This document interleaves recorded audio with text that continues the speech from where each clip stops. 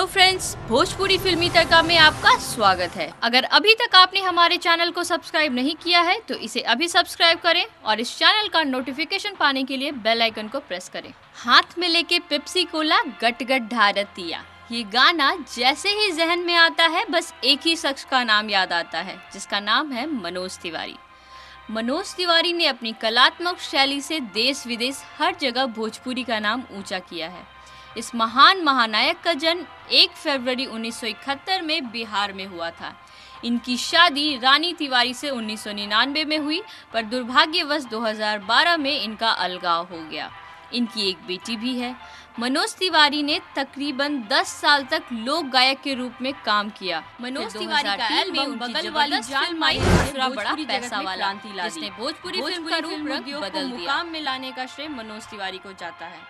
जब ससुरा बड़ा पैसा वाला का निर्माण हुआ तब भोजपुरी जगत मानो डूब सा गया था, पर ससुरा बड़ा पैसा वाला फिल्म सुपर डुपर हिट हुई और भोजपुरी सिनेमा ने फिर से उस मुकाम को हासिल कर लिया जिसका सपना सारे भोजपुरिया लोग देख रहे थे।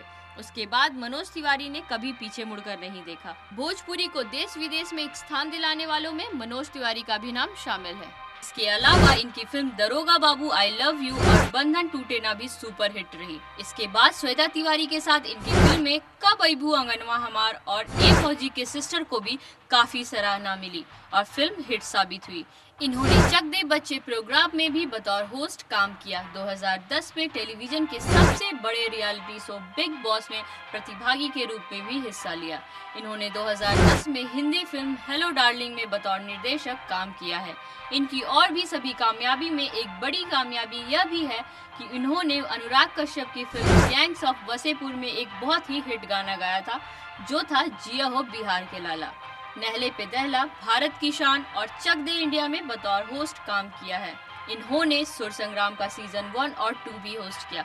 बतौर अभिनेता और गीतकार सफल होने के बाद इन्होंने राजनीति के क्षेत्र में हाथ आजमाया। इन्होंने समाजवादी पार्टी से लोकसभा के लिए गोरखपुर से चुनाव लड़ा, पर उन्होंने इसमें सफलता हासिल नहीं की। फिर सन 2014 में भारतीय जनता पार्टी से उत्तरी पूर्वी दिल्ली से लोकसभा चुनाव लड़ा और बम्पर वोटों से विजयी हुए। अब इन्हें दिल्ली का अध्यक्ष बनाया गया है। इन तमाम सफलताओं के लिए बहुत बहुत बधाई। इसी तरह जनता की सेवा और फैंस को एंटरटेन करते रहे। हमारी शुभकामनाएं आपके साथ है।